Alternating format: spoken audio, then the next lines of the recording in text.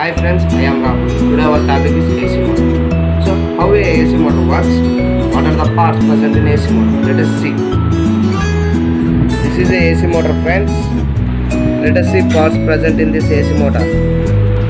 So friends, these are the two parts of AC motor. One is stator and one is rotor. So why we have called this as stator and why we have called this as a rotor?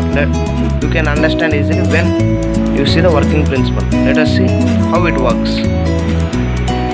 So I want to explain you working of a induction motor because it is an AC motor.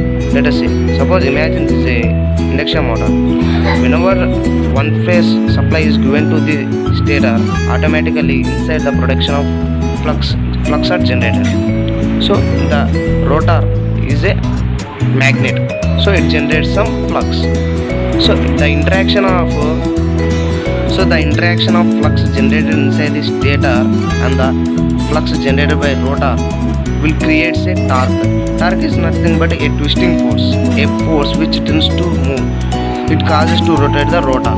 That's why we have called the rotating part as rotor and the stationary part is called as stator. Let us see. Rotor is a magnet. See how it was attracted. Magnet attracts the iron. That's why. Let us see working of this motor. I am going to keep the rotor into the stator. So the rotor fixed inside the stator. Now I am going to explain a working principle. So friends, this is a motor, AC motor, and the one phase supply is given to the motor. Let us see how it works. I am going to switching on the. I am on the switch. See.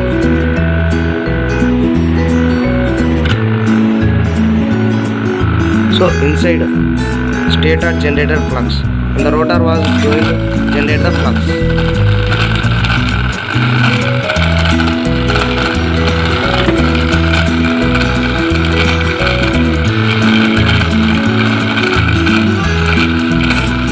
So friends, we have observed the working.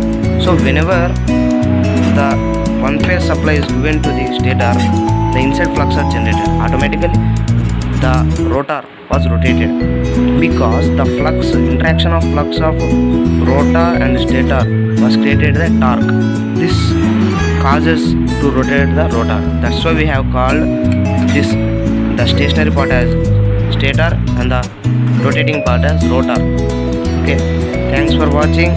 Subscribe my channel for more videos. Thank you.